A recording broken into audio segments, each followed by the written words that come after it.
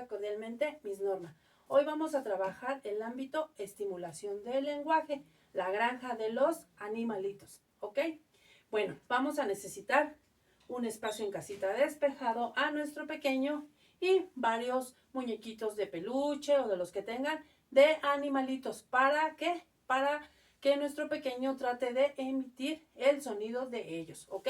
Bueno, vamos a sentar a nuestro pequeño de esta forma, aquí, sentadito, frente a nosotros, y le vamos a colocar los animales alrededor, ¿ok?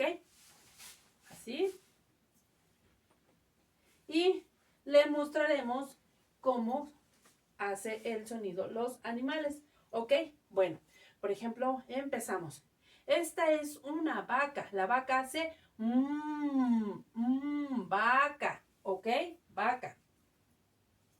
Estos son unos perros. El perro hace perro, ¿ok? Un cochino. El cochino, ay, ay, ay, ay, ay, ay, ay, ¿ok? El pollo hace pío, pío, pío, pío, pío, pío, pío, pío, pío. El caballo cabalga. Ellos van a estar observando. Caballo. El oso hace grrr, grrr, ¿ok? La rana salta, cuac, cuac, cuac, cuac, ¿ok? Y bueno, y así sucesivamente. Y después nosotros le iremos mostrando muñeco por muñeco, bueno, animalito, y le diremos, el oso hace grrr, el perro, todos.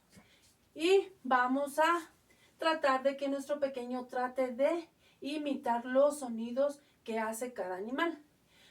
En algunos pequeños no va a resultar tan fácil, pero igual, si no logran hacerlo, vamos a aplaudir su esfuerzo y vamos a dejar que ellos toquen el animal que más le llame la atención. Y el animal que más le llame la atención es el animal en el cual vamos a insistir un poquito más en el sonido. Por ejemplo, como el perro. ¡Wow! ¡Wow! ¡Wow! ¡Wow! ¡Wow! ¡Wow! ¿Ok? Bueno, de esta manera estaremos trabajando lo que es el desarrollo del lenguaje con nuestros pequeños. Es una actividad muy corta, pero también muy divertida, porque son muchos animalitos. Y al terminar, como siempre, cargaremos a nuestro bebé con mucho cariño y le diremos, lo hiciste muy, muy bien. Los quiero mucho, Miss Norma.